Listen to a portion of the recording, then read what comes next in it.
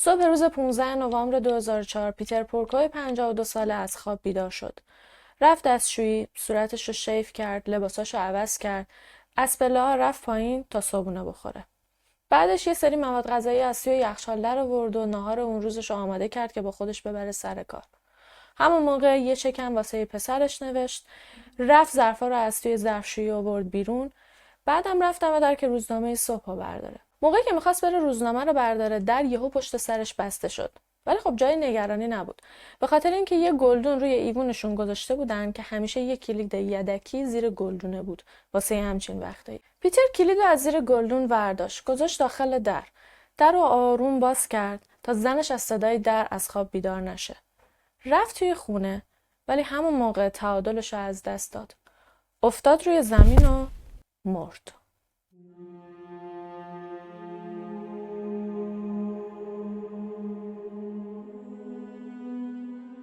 پیتر و جون پورکو 30 سال بود که ازدواج کرده بودن و ساکن دلمار تو حاشیه نیویورک بودن. جون متخصص گفتار درمانی بود و توی یه دبیرستان تو همون محله خودشون کار میکرد.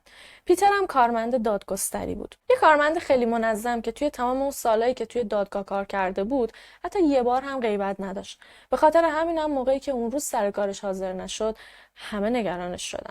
رئیسش مرتب زنگ میزد خونه پیتر، ولی هیچ کس جواب تلفن رو نمیداد. تا اینکه یکی از کارمنداشون به اسم مایکل که اتفاقا رفیق صمیمی پیتر هم بود رو فرستادن در خونه پیتر که ببینن کجاست و چه اتفاقی واسش افتاده. مایکل رسید در خونه پیتر.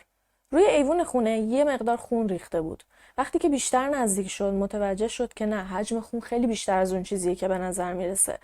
در خونه نیمه باز بود و روی دستگیره درم خونی بود. هیچ صدایی شنیده نمیشد به جز صدای واق واق کردن سگ پورکوها که از یه مسافت خیلی دوری هم شنیده میشد. مایکل در رو باز کرد و رفت داخل و همون لحظه با 911 تماس گرفت. پلیس و آمبولانس همون لحظه رسیدن در خونه پورکوها. پیتر پورکو غرق در خون خودش کف زمین خونه افتاده بود. فکش از صورتش آویزون بود و مغزش از سرش زده بود بیرون. لکه‌های خون روی در و دیوار و روی وسایل و کف زمین دیده میشد. حتی انگار اینجور به نظر می رسید که یه نفر داشته از دست یک نفر دیگه فرار می‌کرده. این وسط‌ها پا گذاشتن توی رد خونی که کف خونه ریخته بوده و در نتیجه رد کفش خونی توی خونه دیده میشد. پلیس و کارشناس صحنه جرم داشتن خونه رو بررسی می‌کردن. می‌خواستن ببینن کس دیگه هم توی این خونه زندگی میکنه که همون موقع مایکل بهشون گفت که پیتر همراه با همسرش جون با هم دیگه زندگی میکنن و 2 تا پسر دارن که اونا باهاشون نیستن. پسر بزرگترشون در حال حاضر داره توی نیمه‌دریایی آمریکا خدمت میکنه و پسر کوچیکترشون که از پسر بزرگ 2 سال کوچیک‌تر بود الان توی کالجه که خیلی هم از خونه‌شون فاصله داره. پلیس و متخصصای صحنه جرم داشتن خونه رو بررسی میکردن. از پله‌ها رفتن بالا، رفتن توی اتاق خواب مشترک پیتر و جون. تخت پرکا پر از خون بود. خون حتی بالای تاج تختم پاشیده شده بود. همون موقع متوجه شدن که جون همسر پیتر روی تخت افتاده. دستای جون پر بود از زخمای دفاعی که نشون میداد با ضاربش حسابی درگیر شده. ولی بیشترین آسیب به سر صورتش وارد شده بود. اصلا صورتش له شده بود. یکی از چشاشو میتونستی ببینی که قشنگ نصف شده. فکش دقیقاً مثل فک شوهرش از صورتش آویزون شده بود و سرش انقدر زخم شده بود که میتونستی مغزش رو از توی کلش ببینی. شواهد اینجور نشون میداد که ضارب یک نفر بوده. یه تبر خونی هم پایین تخت دیده میشد که ضارب با همون تبر خونی 16 بار به پیتر ضربه زده بوده و 3 بار هم به جون. رد خونی که از تخت تا بقیه خونه کشیده شده بود اینجور نشون میداد که انگار پیتر از دست قاتل فرار کرده بوده، قاتل دنبالش بوده و همینجور داشته بهش ضربه میزده. ولی خب وقتی که بیشتر بررسی کردن متوجه شدن که اون رد خون متعلق به خود پیتره و اون رد پاهای خونی هم که توی خونه دیده بودن همش متعلق به پیتر بوده. یعنی کسی دنبال کسی نمیدویده. پیتر توی خونه خودش پا گذاشته بوده و همونجوری توی خونه راه افتاده بوده. حالا احتمالاً واسهتون سواله که دقیقاً چه اتفاقی افتاده. اگه پیتر انقدر وضعیت داغونی داشته، اگه فکش از صورتش آویزون بوده، اگه مغزش از سرش زده بوده بیرون، چجوری از خواب بیدار شده و تونسته کارهای روزمرش مثل شیف کردن صورتش و دستشویی رفتن و نهار درست کردن و اینجور کارا رو انجام بده. بعد از کالبد شکافی جسد پیتر مشخص شد که ضربه های تبر به اون قسمت از سر پیتر که مسئول درک و تصمیم گیری و یادگیری و اینجور چیزا بوده وارد شده. ولی اون قسمت از مغز پیتر که مسئول کارهای روزمره و روتین صبحگاهیش بوده تقریبا میشه گفت سالم مونده بوده، با وجود اون همه ضربه وحشتناکی که به سرش وارد شده بوده. یعنی در واقع پیتر موقعی که از خواب بیدار شده غرق در خون بوده، اما به خاطر اینکه اون قسمت مغزش که مسئول کارهای روزمره بوده سالم بوده، بلند شده و رفته تمام این کارهایی که بهتون گفتم و انجام داده. حتی شواهد نشون میداد که پیتر لحظه‌ای که رفته توی دستشویی صورتش رو شیف کنه، انگار یه لحظه خودش رو توی آینه دیده، متوجه شده که خون از سر صورتش داره میریزه، چون که دستمال توالتا رو برداشته بود و سعی کرده بود سینک رو تمیز بکنه. ولی خب از اونجایی که اون قسمت مغزش که فرمون میداد که چه اتفاقی واسه تو افتاده، اون قسمت درک کردن، اینکه بتونه درک بکنه که الان وضعیتش خیلی وخیمه و باید با یه نفر تماس بگیره، خب از کار افتاده بوده. یعنی عملاً به زبون خیلی ساده پیتر تبدیل شده بوده به یه زامبی متحرک. همونطور که داشته تو خونه راه میرفته و کارهای روزمره‌اش انجام میداده، همچنان داشته خونریزی میکرده. دست آخرم به خاطر خونریزی شدید بوده که از دنیا رفته، وگرنه همچنان اون قسمت مغزش داشته کار میکرده و بهش فرمون میداده. یعنی این احتمال وجود داشت که اگه پیتر به خاطر خونریزی شدیدش از دنیا نمیرفت، بلند شه بره سوار ماشینش بشه و حتی بره سر کار. البته این اولین باری نبود که پلیس میومد در خونه پورکا. 2 سال قبل پیتر با 911 تماس گرفته بود و گزارش یه دزدی رو داده بود. موقعی که پلیس اومده بود سر صحنه جرم، متوجه شدن که همه جا خیلی مرتبه. اینجور به نظر نمیرسید که یه دزدی اومده همجوری وارد شده، هر چی که به دردش میخورده رو از خونه برده. نه، تنها چیزی که از خونه برده بودن 2 تا لپتاپ بود. دزد از راه پنجره گاراژ وارد شده بوده. پنجره گاراژ رو شکسته بوده، توری پنجره رو به شکل یه نیم دایره پاره کرده بوده و اومده بوده داخل خونه. خب نتونستن هیچ مدرکی پیدا بکنن که کی این کارو کرده، کی لپتاپا رو دزدیده. پورکو هم دیگه شکایتشون رو پیگیری نکردن، چون خب هیچ مدرکی، هیچ اثر انگشت نامشخصی، هیچ چیزی توی صحنه جرم نبود. پنجره رو دوباره تعمیرش کردن، 2 تا لپتاپ جدید خریدن، ولی خب چند وقت بعد اون 2 تا لپتاپ هم دوباره به سرقت میره. تنها نتیجه‌ای که این 2 تا دزدی داشت این بود که پیتر و جون بالاخره تصمیم گرفتن که واسه خونه‌شون یه سیستم حفاظتی نصب کنن. یه دزدگیر خیلی قوی که هر غریبه‌ای می‌خواست وارد بشه، سریع صداش در میومد. کاراگاه بعدیش در واقع همون کاراگاهی بود که موقعی که از خونه پورکا دزدی کردن سر صحنه جرم حاضر شده بود. الانم در حال حاضر واسه کشته شدن پیتر سر صحنه جرم حاضر بود. همون کاراگاه هم بود که یهو یاد اون دزدی افتاد. دلمار شهر خیلی کوچیک و امنی بود.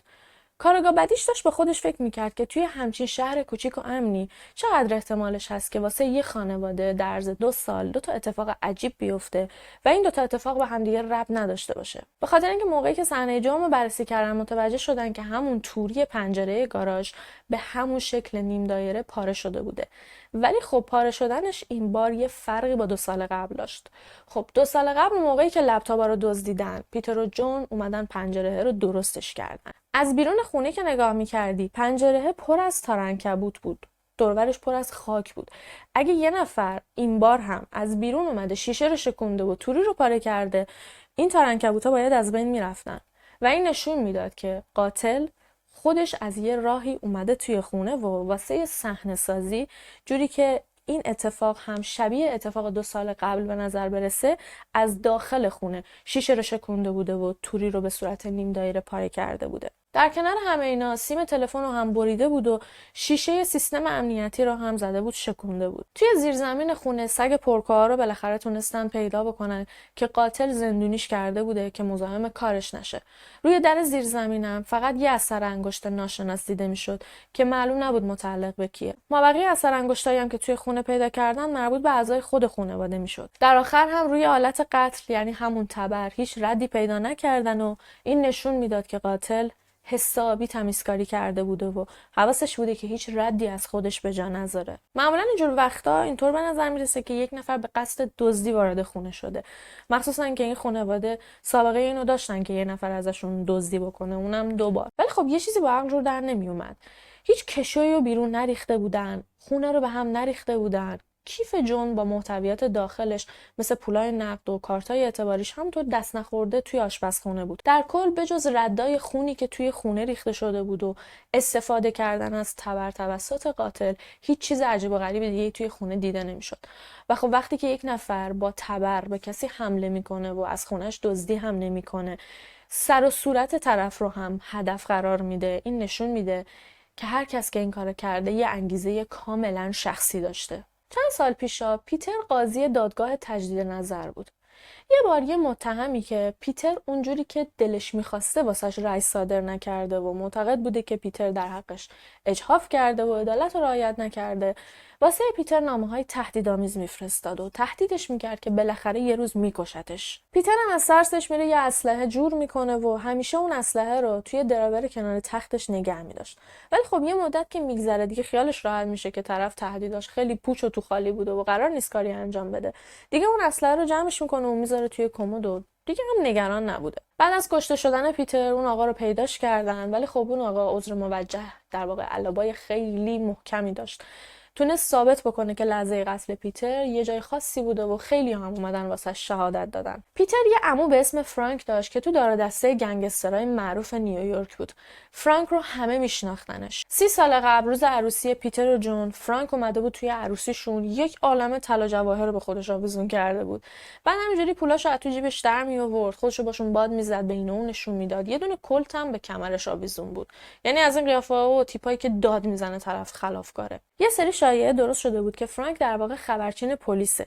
میره ضد دوستاش پیش پلیس جاسوسی میکنه. واسه همینم همکارای گنگسترش واسه اینکه حالش رو بگیرن، ازش انتقام بگیرن، اومدن این بلا رو سر پیتر و جون آوردن. ولی خب این اصلا با عقل جور در نمیومد. به خاطر اینکه فرانک خودش بچه داشت. اگه کسی بخواد از یه نفر انتقام بگیره، نمیره از برادرزادش و زن برادرزادش انتقام بگیره. از خود یارو یا حداقل از بچه‌های یارو انتقام میگیره. ولی خب خیلی‌ها به خاطر یه دلیل خیلی مسخره این تئوری رو قبول داشتن. فرانک بین دوستاش، بین همون گنگسترها، ملقب بود به فرانکی آتش نشان. خیلی هم میگفتن که احتمالاً استفاده از تبر هم به همین معنیه. میگفتن این تبر از نوع تبر آتش نشانی بوده. تبر آتش نشانی تبریه که آتش نشانا موقعی که میخوان وارد یه منطقه بشن که مثلا آتش گرفته، میخوان موانع رو از سر راشون بردارن، چون این تبرها ضد حرارتن. میگفتن که آره این تبر از اون تبراست، از اون نوع تبر آتش نشانیه. واسه همینم این یه حالت سمبولیک طوری داره. یعنی این کسایی که میخواستن بیان انتقام بگیرن با تبر آتش نشانی اومدن از برادرزاده های فرانکی آتش نشان انتقام بگیرن. ولی خب اون تبر یه تبر کاملا معمولی بود که متعلق به خونه خود پورکوها بود. چند وقت گذشت تا اینکه یه نامه از طرف یه فرد ناشناس رسید در دفتر روزنامه آلمانی. موقعی که نامه رو باز کردن، یه پودر سفید عجیب غریب از لای نامه ریخت بیرون. محتویات نامه اینجوری بود که یه نفر انگار قتل پیتر رو گردن گرفته بود. یه سری توضیحات هم داده بود که آره پیتر اصلاً مقاومت نکرد، اگه میتونید منو پیدا کنید، به جای اینکه وقتتون رو با مظنونای دم دستی تلف بکنید بهتره که دنبال من بگردید و خلاصه از اینجور حرفا. اون پودر رو تست کردن، متوجه شدن که هیچ چیز خاصی نیست. البته روی نامه هیچ اثر انگشت و دی ان ای هم نتونستن پیدا کنن و متوجه شدن که خب این یه نامه کاملا سرکاریه، یا همین که واقعا قاتل اینو نوشته میخواسته ذهن پلیس رو منحرف بکنه. به هر حال مشخص نشد که اون نامه از طرف کیه و هدفش چی بوده. پلیس همچنان داشت روی این پرونده تحقیق میکرد در حالی که هیچ سرنخ جدیدی به دست نیاورده بودن، تا اینکه یه مظنون جدید پیدا کردن. مظنونی که در واقع جون همسر پیتر شناساییش کرد. اون روز کارآگاه بعدیش موقعی که رفت توی اتاق پیتر و جون رو روی تخت پیدا کرد. یکم که به جون نزدیک شد، یهو دید که جون دستشو آورد بالا. جون نه تنها زنده بود بلکه هوشیار هم بود. میدونست یه سری افراد اومدن توی خونه. نمیتونسته صحبت کنه ولی داشت درخواست کمک میکرد. بعدش همون لحظه که متوجه شد جون زنده است، بهیارا رو خبر کرد که بیان بالای سرش رو بهش کمک بکنن. بعدش به جون گفت اگه صدامو میشنوی سرتو تکون بده. جون سرشو تکون داد. بعدیش گفت زارب تو میشناسی؟ جون سرشو تکون داد. بعدیش ادامه داد. زارب یه کسیه که از اقوام و آشناهای خودتونه. جون سرشو تکون داد. بعدیش گفت کار پسر جاناتانه، درسته؟ جون به نشونه تکذیب سرشو به حالت منفی تکون داد. بعدیش ادامه داد. کار کریستوفره؟ اون لحظه بود که جون سرشو به نشونه تایید تکون داد. بعدیش میخواست مطمئن بشه. دوباره اون سوال ازش پرسید و جون دوباره حرف بعدیشو تایید کرد. همون روز ساعت 3 بعد از ظهر یه خبرنگار از نشریه آلبانی با دانشگاه راچستر نیویورک تماس میگیره. کریستوفر پورکو 21 ساله اونجا مهندسی زیست شناسی میخوند. موقعی که تلفن رو جواب داد، خبرنگار بهش گفت میخواستم نظرتو در مورد کشته شدن پدر و مادرت بدونم. کریستوفر اون لحظه خیلی تعجب کرد. به خبرنگار گفت من نمیدونم دارید راجع به چی صحبت میکنید. خبرنگارم یه لحظه هول شد، بهش گفت که منتظر باش بعد بهت زنگ میزنم. بعدم تلفن رو قطع کرد. کریستوفر همونجا پای تلفن نشست تا خبرنگار دوباره تماس بگیره، ولی خب خبری از خبرنگار نشد. تا اینکه خودش تلفنش رو برداشت و با 911 تماس گرفت تا ببینه چه اتفاقی واسه پدر مادرش افتاده. Hi, my name is Chris Borgo. I was just called by the Times Union saying that my parents were found dead this afternoon. Okay. Now, as far as when was the last time you said you came down and saw your parents? About 3 weeks ago. It was on the weekend. I can give you a day. I have to figure it out. I'm not really sure. Okay, and the email. What's going on with your email? You said you emailed him today, but you didn't get a response? Yeah, I emailed him this afternoon. Okay. You're going to go right to Albany Med? I don't know. I don't even know where my mom is, but... Yeah, she is at Albany Med. Okay. Do you know her condition? No, because I haven't talked to her. Let me give you my pager number. Okay. کریس اون لحظه خبر نداشت که الان مظنون درجه 1 پلیسه و پلیسا دنبالشن تا به جرم قتل پدرش و اقدام به قتل مادرش دستگیرش بکنن. کریس زنگ زد به داییش و داییش اومد در خوابگاه دانشگاه دنبالش، با هم دیگه رفتن بیمارستان تا به جون سر بزنن. پزشکا داشتن تمام سعیشون رو میکردن تا جون رو نجات بدن، ولی حتی توی کوچکترین چیزا هم مونده بودن، به خاطر اینکه سر و صورت جون انقدر له شده بود و یه جوری از بین رفته بود که تشخیص بینیش از دهنش واقعا واسه همه مشکل بود، به خاطر اینکه میخواستن روی صورتش ماسک اکسیژن بزنن ولی نمیدونستن که بینیش کدومه و لبش کدومه. فشار خون که اصلا انگار کلا نداشت. محتویات مغزش رو میتونستی از داخل سرش ببینی. کریس و دایش همون موقع رسیدن بیمارستان. تمام فامیلا و دوست آشنا توی بیمارستان جمع شده بودن. همشون اومدن دونه دونه کریستوفر رو بغل کردن، بهش دلداری میدادن. تا اینکه یکی از فامیلاشون به کریستوفر گفت که پلیسا دنبالشن. کریس از شنیدن این حرف شوکه شده بود. خیلی تعجب کرد. پورکا پدر و مادر خیلی خوبی واسه بچه‌هاشون بودن. کریستوفر خیلی شبیه باباش بود. حتی رفتاراش و کاراش هم مثل باباش بود. خانواده خیلی خوب و صمیمی بودن. پیتر و جون همیشه تلاششون رو می‌کردن که همه چی واسه بچه‌هاشون فراهم کنن و کما کسری توی زندگی نداشته باشن. انقدر بچه‌هاشون رو دوست داشتن و آرامش و خوشحالی و امنیت بچه‌هاشون واسهشون توی اولویت بود که همونطور که بهتون گفتم پیتر اون اوایل قاضی بوده. خودش به خاطر خانواده‌اش میره درخواست میده که رتبهشو بیارن پایین‌تر. یعنی یه قاضی میره میشه کارمند دادگاه به خاطر اینکه حس کرده بوده شغلش خطرناکه، مخصوصا به خاطر اون اتفاقی که افتاده بود و اون نامه‌های تهدیدآمیزی که میگرفت. یعنی یه جورایی از امتیازاتش خودشو محروم کرده بود به خاطر خانواده‌اش که اونا احساس امنیت داشته باشن. کریستوفر هم پسر خیلی خوبی بود. همه خیلی دوستش داشتن، باهاش احساس راحتی می‌کردی. توی دانشگاه هم خیلی محبوب بود. پسر خونگرم و دست و دلبازی بود. هوای دوستاشو داشت. همیشه از اینایی بود که به دوستاش هدیه میداد. دوست داشت همه رو خوشحال بکنه. خیلی زرنگ و باهوش بود. دبیرستانشو با نمره‌های خیلی خوب تموم کرده بود و در حال حاضر هم توی دانشگاه شاگرد اول بود. عضو کلیسای محله، عضو تیم شنای دانشگاه. کریس قبلا یه مدت پیش یه دامپزشک توی یه کلینیک کار کرده بود و در کل آدم خیلی فعال و پر جنب و جوشی بود. واسه همینم اصلاً با هم جور در نمی اومد که این کار کریس باشه. مثلا اینکه از نظر مالی هم هیچ مشکلی نداشت. موقعی که پلیس با دوستای کریستوفر صحبت کرد، اونا به پلیسا گفتن که اصلا این امکان نداره که کار کریستوفر باشه. به خاطر اینکه حداقل انگیزه مالی نمیتونه پشت این داستان باشه. چون کریستوفر هم خیلی پول داره، هم خیلی آدم لارژ و دست و دلبازیه.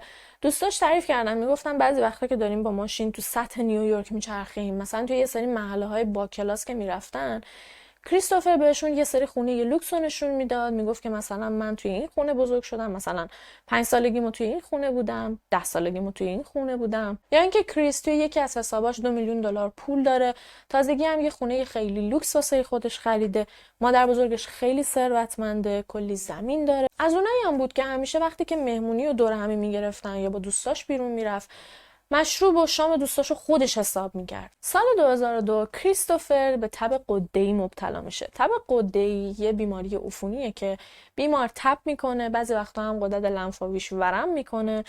ممکنه که زود خوب بشه ولی خب علائم بیماریش دقیقا مثل همین کرونا ممکنه که تا ماها از بین نره، یعنی تا ماها طرف اون کسالت و حس خستگی رو داشته باشه. ولی خب تو کل مدتی که مریض بود و توی خوابگاه مونده بود، درسش رو میخونده.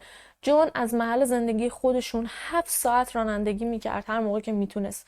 میومد خوابگاه، به پسرش سر میزد، واسش غذا درست میکرد و ازش مراقبت میکرد. در کل آقا خیلی خلاصه بخوام بگم، پدر و مادر عاشق بچه‌هاشون بودن. دلیلی نداره که یه بچه بخواد با پدر مادری که انقدر دوستش دارن همچین کاری رو انجام بده. موقعی که کریستوفر و فامیلا توی بیمارستان منتظر نشسته بودن، جون رو آوردن که ببرنش توی اتاق عمل. موقعی که کریستوفر سر صورت مامانش و چش نصف شدهش و اون مغزشو که اونجوری از سر زده بوده بیرون رو دید، انقدر حالش بد شد که افتاد کف بیمارستان و شروع کرد گریه کردن. موقعی که جون رو بردن اتاق عمل، کریس با کمال میل قبول کرد که با یکی از افسرهای پلیس بره اداره پلیس و اونجا خیلی مؤدب بود. موقعی که داشتن باهاش صحبت میکردن، هر سوالی که ازش میکردن و درست جواب میداد. حتی قبول کرد که اثر انگشتش و دی ان ایش و نمونه خونش رو بگیرن تا با چیزایی که توی صحنه جرم پیدا کردن مسابقت بدن. یعنی کلا داشت با پلیس همکاری میکرد. کریس تعریف کرد که شب قبل از اینکه اون اتفاق واسه پدر و مادرش بیفته، با یکی از دوستاش ساعت 9:09 شب میرن بیرون شام میخورن. بعدش برمیگردن خوابگاه. کریستوفر میره توی سالن اجتماعات میشینه، میخواسته تلویزیون نگاه بکنه. همون موقع هم داشته با دوست دخترش SMS بازی میکرده. موقعی که داشته فیلمو نگاه میکرده دیگه چشاش گرم میشه و روی کاناپه توی همون سالن میگیره میخوابه. که اتفاقا یکی از بچه‌ها هم صبح ساعت 10 میاد توی سالن و کریستوفر رو اونجا دیده بوده که روی کاناپه خوابش برده. کریس واقعا داشت همکاری میکرد و هیچ چیزی واسه قایم کردن نداشت. حتی افسری که داشت ازش بازجویی میکرد بهش گفت که لباستو در بیار. میخواستم ببینن که زخمی چیزی روی بدنش هست یا نه. چون همونطور که بهتون گفتم روی دستای جون زخم دفاعی دیده میشد که نشون میداد با ضارب درگیر شده. کریستوفر با کمال میل قبول کرد، لباسشو در آورد و افسر پلیس دید که هیچ زخمی روی بدن کریستوفر نیست. کریستوفر حتی قبول کرد که لباسشو بفرستن آزمایشگاه تا ببینن رد خون پدر و مادرش روش هست یا نه. ماشینشو هم توقیف کردن و حسابی گشتن، ولی نه رد خونی نه مویی، هیچ چیزی از والدینش توی ماشینش پیدا نشد. از اونجایی که پسر بزرگ پورکو جاناتان توی نیروی دریایی خدمت میکرد، امکان نداشت که کار اون باشه، به خاطر اینکه خیلی راحت میتونستن برن از مافوقش یا از کسایی که اونجا بودن سوال بکنن و حضورش رو اونجا تایید بکنن. و با وجود اینکه کریستوفر داشت انقدر همکاری میکرد و هیچ مدرکی علیهش نبود، ولی همچنان مظنون اصلی پلیس کریستوفر بود. کریس حتی قبول کرد که تست دروغ سنج بده، ولی به شرط اینکه موقعی که داره تست رو میده وکیلش هم اونجا حضور داشته باشه، که خب با درخواستش موافقت نشد. در کنار همه اینا حتی حقوق میراندای کریستوفر رو هم واسش کامل نخونده بودن. همون چیزی که توی فیلم‌ها زیاد میشنویم، هر چیزی بگی الکت استفاده میشه، میتونی وکیل اختیار کنی و از اینجور صحبت‌ها. باید وقتی که یک نفر رو دستگیر میکنن اینو واسش بخونن. در غیر این صورت میتونه بعدا ادعا بکنه که حقوقمو واسم نخوندن. و حتی تو خیلی از کیس‌ها من دیدم که طرف حسابی هم اعتراف کرده، یعنی یه فیلم کامل از بازجوییش هم هست، ولی این میره میگه که آره قبل از این که این فیلمو از من بگیرن، این اعترافا رو از من بگیرن، حقوقمو واسم نخونده بودن و بهم یادآوری نکرده بودن. در نتیجه اون فیلم‌ها به کار نیومده بوده. این حقوق میراندا خوندنش خیلی مهمه. یه کاغذی رو هم خیلی سرسری بهش داده بودن. کریستوفر حتی فرصت نکرده بود محتوای کاغذ رو کامل بخونه. بهش گفته بودن اینو بعد سریع امضاش بکنی. کریستوفر هم امضاش کرده بود. 6 ساعت تمام ازش بازجویی کردن. توی تمام مدت میگفت که من این کارو نکردم، ولی افسرهای پلیس سرش داد میزدن، بهش میگفتن که ما مطمئنیم تو خودت این کارو کردی. ولی خب کریستوفر زیر بار نمیرفت تا اینکه بعد 6 ساعت بهش اجازه دادن که بالاخره از اونجا بره. کریستوفر بعد از بازجویی رفت بیمارستان تا به مادرش سر بزنه. عمل جون 12 ساعت طول کشیده بود و البته میشه گفت تقریبا عمل موفقیت آمیزی بود. موقعی که جون رو آورده بودن بیمارستان هیچ کس امید نداشت که جون میتونه زنده بمونه. حتی رفته بودن یه کشیش آورده بودن بالا سرش که دعای قبل مرگش رو واسش بخونه، ولی خب عملش با موفقیت انجام شد. بعدم بردنش توی خواب مصنوعی و جون بعد از 3 هفته بالاخره به هوش اومد. جون چش چپش رو کاملا از دست داده بود. مجبور شدن که یه چشم مصنوعی شیشه‌ای به جاش بذارن. یه قسمتی از مغزش هم مجبور شده بودن بردارن. صورتش هم دیگه خودتون میبینید. جون حتی تارای صوتیش هم آسیب دیده بود، جوری که موقعی که صحبت میکرد صداش به حالت زمزمه بود و از یه ولومی نمیتونست بالاتر صحبت بکنه. ولی خب با وجود همه اینا زنده مونده بود. اما خب یه مشکلی وجود داشت. جون حافظه‌ش رو از دست داده بود. البته نه اینکه کلاً، اتفاقات اون روزی که این اتفاق افتاده بود رو اصلا یادش نمیومد. ولی خب اتفاقات روزهای قبل از اون اتفاق رو یادش بود. اینکه به یه انجمن سر زده بوده، اینکه کلیسا رفته بوده، اینکه رفته بوده توی باغچه‌شون یکم باغبونی کرده بوده. ولی به اون روز که میرسید انگار کلاً حافظش پاک میشد. حتی موقعی که کارگاه بعدیش دوباره باهاش صحبت کرد و بهش گفت که تو اون روز این حرفو به من زدی، گفتی که کار کریستوفره، در کمال تعجب جون این ادعا رو تکذیب کرد. گفت من اصلا همچین حرفی نزدم، اگرم زدم احتمالاً حالم دست خودم نبوده، همچین چیزی امکان نداره، پسر من همچین کاری نکرده. جان به بعدیش گفت من چند هفته قبل از این که این اتفاق واسم بیفته یه شب دیدم که چراغای سنسوردار توی حیاطمون هی روشن و خاموش میشه. رفتم توی محوطه دیدم یه سایه‌ای از اونجا رد شد. 100% اون آدم همون کسی بوده که بعدها اومده این بلا رو سر ما آورده. از بعدیش میخواست که بیشتر پیگیری کنه. بهش گفت به جای اینکه بیای پسر منو متهم بکنی بهتره بگردی دنبال یه مدرک و اون کسی که واقعا این کارو کرده رو پیدا کنی. جان حتی یه نامه به تایمز یونین نوشت و بهشون گفت که من از تمام پزشکایی که تونستن منو نجات بدن متشکرم، ولی از پلیس میخوام که تنبل بازیشو بذاره کنار و بگرده قاتل اصلی رو پیدا کنه. انقدر به پسر من تهمت نزنه. پسر من پسر خیلی سختگوش و مهربون و خوشقلبیه. اون عاشق پدر و مادرش بود. امکان نداشت که همچین کاری رو با ما کرده باشه. لطفاً بگردید قاتل واقعی رو پیدا کنید تا بالاخره من و پسرم یه نفس راحتی بکشیم. از اون طرف پلیس داشت در مورد کریستوفر حسابی تحقیق میکرد. میخواستن ببینن اون حرفایی که خودش رو دوستاش زدن چقدر صحت داره. و خب خیلی زود متوجه شدن که اون حرفا اصلا صحت نداره. درسته طبق حرفای خود کریستوفر ساعت 10 صبح یکی از دانشجو اومده بود توی سالن اجتماعات کریستوفر رو دیده بود که روی کاناپه خوابیده. ولی یه چیزی رو باید در نظر گرفت. اینکه 10 صبح کریستوفر اونجا خوابیده زیاد مهم نیست. مهم اینه که شب گذشته آیا کسی کریستوفر رو اونجا دیده یا نه. که خب با بررسی‌های پلیس مشخص شد که تو طول شب گذشته هیچ کس کریستوفر رو توی سالن ندیده. در حالی که کریستوفر ادعا می‌کرد ساعت 10-10:30 دیگه اومده بوده توی سالن فیلم ببینه و همونجا هم خوابش برده. سالن اجتماعاتشون یه سالن خیلی کوچولو موچولو بود. یه دست مبل کلاً توش بود و یه دونه تلویزیون. خیلی از دانشجوها تا ساعت 3:30 صبح توی اون سالن نشسته بودن، داشتن تلویزیون می‌دیدن.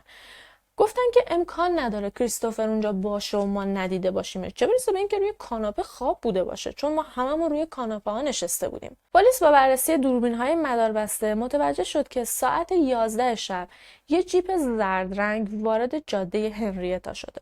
توی اون جاده یه دونه باجه بود، از این باجه‌هایی که میری عوارضی جاده رو پرداخت میکنی.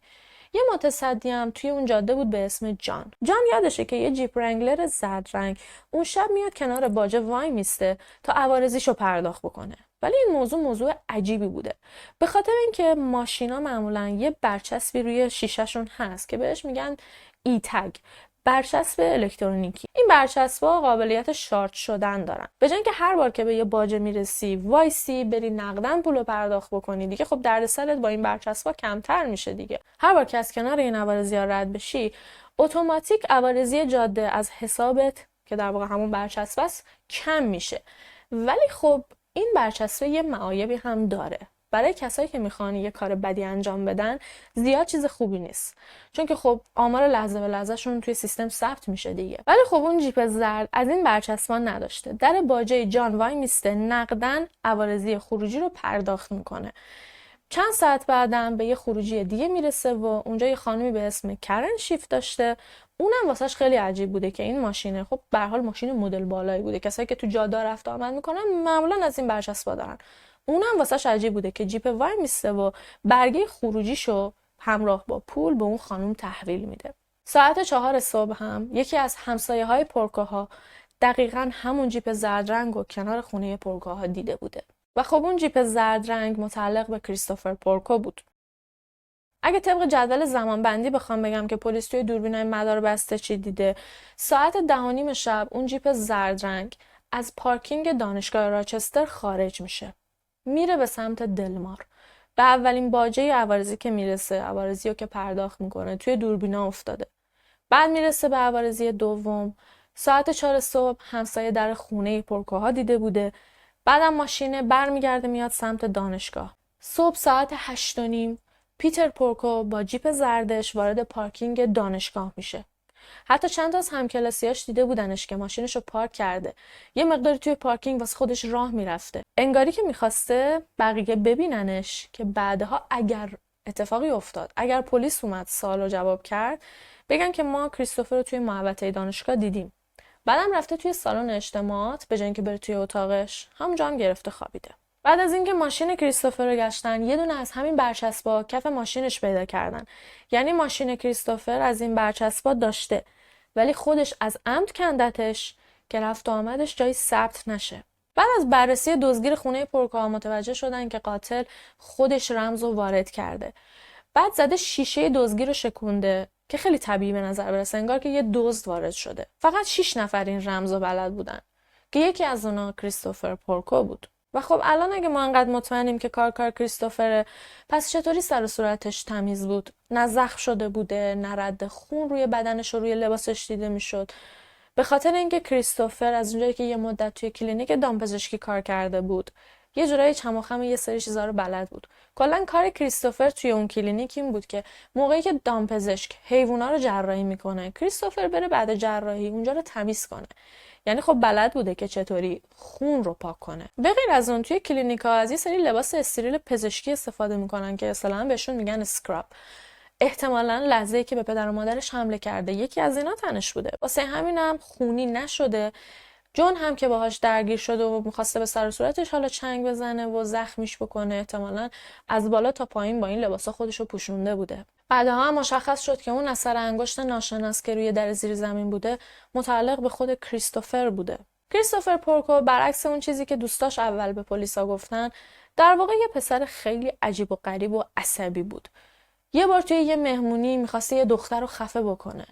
یه بار سر کلاس با یکی از همکلاسیاش بحثش میشه تا مدت‌ها طرفو تهدید به مرگ میکرده. چند هفته قبل از کشته شدن پیتر، کریستوفر لپتاپ یکی از دوستاشو دزدیده بود و سعی کرده بود لپتاپ رو بفروشه. از اون کلینیک دامپزشکی هم که قبلا توش کار کرده بود دزدی میشه. یه سری دوربین و تلفن همراه و کامپیوتر و وسایلی که به هر حال میتونستی به یه نحوی بفروشیشون و یه پولی به جیب بزنی رو از اونجا دزدیده بودن. کلینیک هم مثل خونه پورکوها دزدگیر داشته. دزد کلینیک هم رمز رو بلد بوده. و خب موبایل صاحب کلینیک بعدها توی گاف صندوق خونه پورکوها پیدا میشه. کریستوفر تمام این چیزایی که دزدیده بود، از جمله اون دوباری که از خانواده خودش لپتاپ دزدیده بود، همه رو برده بود توی سایت ایبی فروخته بود. بعد یه چند وقت که میگذره دوباره میره تمام اون چیزایی که فروخته بوده رو از اول توی سایت میذاره. در حالی که فروخته بودتشون دیگه نداشتتشون. خیلی‌ها میان خرید و انجام میدن، پول رو هم پرداخت میکنن. ولی خب وسیله‌ای واسهشون ارسال نمیشه. بعد مردم که شوکه شده بودن اومده بودن پیام داده بودن که آقا ما پول دادیم وسیله‌مون رو نفرستادی. کریستوفر میاد خودش رو جای برادرش جاناتان جا میزنه. بهشون پیام میده که من واقعا ازتون عذر میخوام بابت این اتفاقی که افتاده. من برادر کریستوفرم و داداشم فوت کرده. خانواده پورکو اصلا اونجوری که کریستوفر واسه دوستاش تعریف کرده بود پولدار نبودن. هیچ مادر بزرگ ثروتمندی در کار نبود. اون خونه هایی که میبرد به دوستاش نشون میداد، میگفت من توی این خونه ها زندگی کردم و بزرگ شدم. در واقع یه مش خونه رندوم بود که همینجوری با اشاره دست به دوستاش نشون میداد و میگفت که آره من اینجا زندگی کردم اونجا زندگی کردم. هیچ حساب بانکی 2 میلیون دلاری در کار نبود. دوستاش تعریف کردن که بارها بهش گفتن ما رو ببر اون خونه‌ای که خریدی رو نشونمون بده و هر بارم یه بهونه می آورده. دوستای کریستوفر میدونستن رفیقشون چقدر خالی بنده، ولی از اونجایی که همیشه هواشون رو داشت و خرجشون میکرد و پول شام و نهارشون رو حساب میکرد، دروغاشو به روش نمی آوردن. ولی خب بزرگترین دروغ کریستوفر بالاخره واسش دردسرساز شد. کریستوفر اصلا تب غده‌ای نگرفته بوده. به خانواده‌اش گفته بوده که آره مریض شدم، تب کردم، از درسام عقب افتادم، در صورتی که همچین چیزی نبوده. کل اون مدتی که به بهونه تب کلاساشو نمیرفته، در واقع میرفته خوش میگذرونده، میرفته مهمونی اینور اونور. به خاطر همین هم کلاساشو از دست میداده. نمراتش افت کرده بوده. در واقع کریستوفر اصلا درس نمیخونده. تا اینکه آخر ترم که میرسه کریستوفر انقدر نمراتش پایین بوده که دانشگاه بهش میگه با این نمره ها نمیتونیم فعلا ثبت نامت بکنیم، باید یه حرکتی بزنی بری نمراتتو جبران بکنی تا بتونی دوباره ثبت نام کنی. ظاهرا اینجوریه که مثلا شما اگه توی یه دانشگاه مشروط بشی نمرات پایین بشه یا خلاصه همچین اتفاقی که واسه کریستوفر افتاده واسط بیفته، باید مثلا بری توی یه کامیونیتی کالج، یه کالجی بری مثلا یه ترم اونجا بخونی. ظاهرا سیستمش اینطوریه، بری مثلا یه ترم اونجا بخونی، یه نمره‌های حالا تقریبا خوبی بگیری، بعد میتونی دوباره برگردی دانشگاه خودت و دوباره مثلا ترم جدید رو ثبت نام کنی. کریستوفر هم همین کارو میکنه، میره اون کالج ثبت نام هم میکنه، ولی خب بازم درس نمیخونده تا اینکه دیگه تعطیلات شده بوده و کریستوفر برمیگرده خونه. به خانواده‌اش میگه که آره من تمام درسامو با نمره A قبول شدم، انقدر مدت درس خوندم که الان به یه سفر احتیاج دارم. بعد از آمریکا بلند میشه میره انگلستان مسافرت.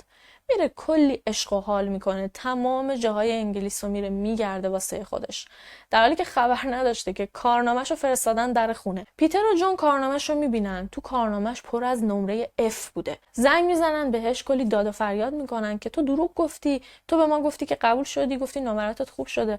کریستوفر هم کم نمیاره، همون موقع پشت تلفن میزنه زیر خنده میگه یادم رفت قضیه رو واسهتون تعریف کنم، من همه نمره‌هام یا A شدن یا B. منتها یه اتفاقی توی دانشگاه افتاد، از نظر سیستمی یه سری مشکلات پیش اومد.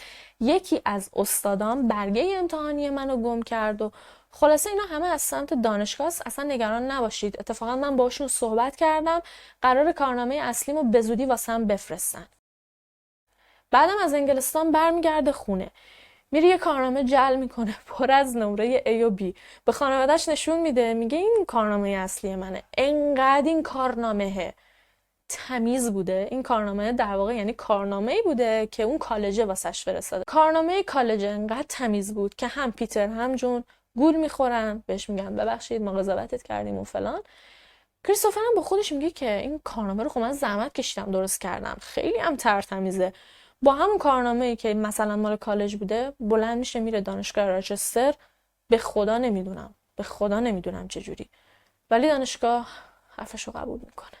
دوباره ثبت نامش میکنن. نمیدونم واقعا یعنی اینا مثلا نمیرن چک بکنن با کالج، نمیدونم، به هر حال هر چیزی که بوده دوباره دانشگاه ثبت نامش میکنن. خلاصه موقعی که پیتر دوباره دانشگاه ثبت نام میکنه، یه روز زنگ میزنه به پیتر، میگه که آره به خاطر اینکه دارم خیلی درس میخونم یه سری کتاب احتیاج دارم، بابا کمکم میکنی یه وام دانشجویی بگیرم که بتونم این کتابا رو بگیرم؟ پیتر هم میگه که آره چرا که نه، حتما.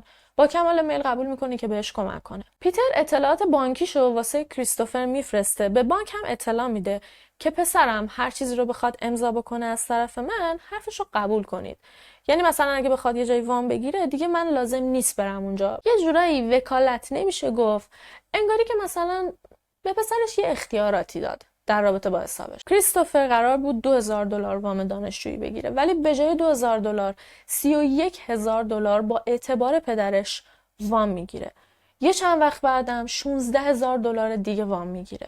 یه روز میره به پدر و مادرش سر بزنه که همون جیب زرده رو خریده بوده. پدر و مادرش بهش میگن پولش رو از کجا آوردی؟ اون بندهای خدا فکر میکردن که کریستوفر $2000 کلن وام گرفته و با همون $2000 هم رفته فقط کتاب خریده که درس بخونه. کریستوفر هم بهشون میگه که یه سری کامپیوتر دست دوم داشتم، فروختمشون، با پولشون تونستم این جیپ رو بگیرم. یه چند وقت بعد پیتر متوجه میشه که کریس سرش کلاه گذاشته و به جای وام $2000 رفته یه دونه $31000 و یه دونه $16000 وام گرفته. خب اولش خیلی عصبانی میشه، ولی به کریستوفر میگه که اگه خودت میتونی قسطای وامتو بدی من حرفی ندارم و کاری انجام نمیدم. ولی خب از اونجایی که کریستوفر قرار نبوده قسطای وامش رو پرداخت بکنه، یه چند وقت بعد از طرف بانک به پیتر زنگ میزنن و میگن که پسرت قسطاشو پرداخت نکرده. پیتر چند بار به کریستوفر ایمیل میزنه، بهش میگه که برو قسطاتو پرداخت کن. کم کم عصبانی میشه و در آخرم بهش میگه که اگه قسطاتو پرداخت کردی که کردی، اگه نه مجبور میشم که از طریق قانونی پیگیری بکنم. کریستوفر اصلا جواب ایمیلای پدر و مادرش رو نمیداد. هر دوتاشون هم از دستش عصبانی بودن و البته بیشتر میشه گفت نگران. خب پدر و مادرن دیگه، با خودشون فکر نمیکردن که پسره داره میپیچونه، با خودشون میگفتن نکنه اتفاقی واسه پسرمون افتاده. پیتر در آخر میره تمام قسطای وامو پرداخت میکنه خودش. یک هفته قبل از اینکه اون اتفاق واسه پورکوها بیفته، جون به کریستوفر ایمیل زده بوده، گفته من و پدرت خیلی از دستت عصبانی هستیم، ولی بیشتر از اینکه عصبانی بشیم نگرانتیم. حالت خوبه؟ اگه حالت خوبه لطفاً با همون تماس بگیر. ولی کریستوفر هیچ تماسی نمیگیره. صبح روز حمله کلاً $117 توی حساب کریستوفر پول بوده، در حالی که چند وقت قبل‌تر رفته بود با یه مشاور مالی صحبت کرده بود. گفته بود به زودی مادر بزرگم که خیلی الان مریضه قراره بمیره و یه ارثیه $2 میلیون واسه من میذاره. و خب پیتر و جون پورکو یه بیمه عمر $2 میلیون داشتن. کریستوفر پورکو تحت هیچ شرایطی حاضر نشده بود از عرش به فرش بیاد. حاضر بود به خاطر اینکه این نقشش جلوی دوستاش حفظ بشه، اون زندگی لاکچری که همیشه داشته، ماشین خوب، پول مفت، بدون اینکه تلاشی بکنه، حاضر نبود اینا رو از دست بده. حتی حاضر بود به خاطر نگه داشتن همچین چیزی پدر و مادرش رو بکشه. 4 نوامبر 2005 یه چیزی هولوش 1 سال بعد از اون اتفاق، بالاخره کریستوفر پورکو به جرم قتل پدرش و اقدام به قتل مادرش دستگیر شد، در حالی که جون همچنان ادعا میکرد که اون شب اون حرفو نزده و پسرش بیگناهه. جون میگفت پسر من پسر فوق‌العاده خوشقلب و مهربونیه. توی مدتی که بعد از عملم توی ریکاوری بودم، پسرم مثل پروانه دور من میچرخید. قاضی موافقت کرد که در ازای $250,000 وثیقه کریستوفر پورکو موقتاً بتونه بیرون بمونه، آزاد باشه تا زمانی که دادگاهش برگزار بشه. تمام فک و فامیلا پول گذاشتن روی هم، خود جون هم هرچی که داشت و داد. در واقع میشه گفت بیشتر اون $250,000 رو خود جون تهیه کرده بود. موقعی که وثیقه رو دادن و کریستوفر همراه با مادرش دست تو دست از توی دادگاه اومدن بیرون، یه لبخندم روی لبش بود. یه خبرنگار رفت جلو و بهش گفت که حست چیه؟ الان چه حسی داری؟ کریستوفر یه لبخندی زد و گفت من خیالم راحته. من هیچ کاری نکردم و بیگناهم. کل مدتی که کریستوفر اون بیرون بود و هنوز دادگاهش تشکیل نشده بود، داشت نهایت استفاده رو از اون وقت آزادی که داشت میبرد. میرفت توی کلوب‌ها و بارهای شبونه. دخترها میومدن باهاش عکس میگرفتن، مثل سلبریتی باهاش رفتار میکردن. خبرنگارا یه سر دور و برش بودن. حتی یه فیلمی هست که جون واسه کریستوفر تو مدتی که اون بیرون بود تولد گرفته بود. Happy birthday, dear Chris. Happy birthday to you. Oh. Makes me miss him. But at the same time, makes you happy. بالاخره 27 جون 2006 کریستوفر پورکو همراه با مادرش دست تو دست وارد دادگاه شدن. جون یه عینک آفتابی خیلی گنده زده بود روی صورتش که صورتش، زخماش، اون چش شیشه‌ایش مشخص نشه. تیم دفاعی کریستوفر پورکو معتقد بودن که لحظه‌ای که کارگاه بدیش اومده بالای سر جون، اجازه نداشته اون لحظه سوال جوابش بکنه. جون توی حالت عادی خودش نبوده، باید سریعا بهش رسیدگی میکردن. حتی یه جا هم گفتن که بدیش این حرفا رو از خودش درآورده. ولی خب به جز کارگاه بدیش چند تا بهیارم توی اتاق بودن که اونم شاهد بودن که جون گفته بود که کار کریستوفره. جدای از اون تیم دفاعی میگفتن که اتاق انقدر تاریک بوده که امکان نداشته جون بتونه ضاربشو ببینه. حتی تیم دفاعی به اون قضیه حقوق میراندا هم اشاره کردن. گفتن که کریستوفر حتی حقوق میرانداش رو هم واسش نخونده بودن. عکسای صحنه جون رو توی دادگاه نشون دادن. البته به صورت سیاه‌سفید، چون انقدر حجم اون خون روی تخت زیاد بود که واقعا همه حالشون بد میشد اگه همچین چیزی رو میدیدن. موقعی که عکس‌ها رو نشون دادن، کریستوفر همون لحظه افتاد گریه. جون تمام مدت پشت سر کریستوفر وایساده بود. موقعی که کریستوفر افتاد گریه، رفت از پشت سر بغلش کرد و آرومش کرد. در آخر هم جاناتان برادر کریستوفر توی جایگاه شاهد حاضر شد. گفت کلاً من و داداشم از بچگی ارتباط عجیب غریبی داشتیم. هیچ وقت شبیه همدیگه نبودیم. تو تمام مدتی هم که صحبت میکرد، سعی میکرد که اصلاً با کریستوفر چش تو چش نشه. در آخر هم گفت که من و برادرم هر دوتامون خبر داشتیم که پدر و مادرمون یه بیمه عمر $2 میلیون دارن و در صورت فوتشون $1 میلیون به من میرسید و $1 میلیون هم به برادرم. انقدر مدارک علیه کریستوفر توی دادگاه محکم بود تا بالاخره جون دست از دفاع کردن از پسرش برداشت و زیر بار رفت که ضاربش در واقع پسرش کریستوفر بوده. هیئت منصفه بعد از چند ساعت مشورت کریستوفر پورکو رو گناهکار شناختن و کریستوفر پورکو به جرم قتل پدر و اقدام به قتل مادرش به حبس ابد با امکان درخواست آزادی مشروط بعد از 50 سال محکوم شد. توی تمام این سالا کریستوفر 2 بار درخواست تجدید نظر داده که هر 2 بار درخواستش رد شده و آخر سال هم اعلام کردن که کریستوفر پورکو دیگه اجازه نداره درخواست تجدید نظر بده. یه مستندساز اومد یه مستند در مورد زندگی کریستوفر پورکو ساخت که کریستوفر خیلی عصبانی شد. از مستندساز رفت شکایت کرد، گفت این حق نداشته بیاد در مورد زندگی من مستند بسازه. مستندساز هم به جای اینکه عصبانی بشه فقط اسم مستند رو عوض میکنه. اسمش رومیو کیلر بوده، یعنی قاتل رومیو. میاد اسمشو تغییر میده به فیلمی که کریستوفر پورکو نمیخواد شما ببینید. حالا شاید 1% با خودتون فکر کنید که خب شاید کار کریستوفر نبوده واقعا، شاید یک نفر دیگه این کار انجام داده باشه، ولی به نظر من احتمالش تقریبا میشه گفت 0. کی از این خانواده کینه داشته که بخواد بیاد همچین بلایی رو سرشون بیاره؟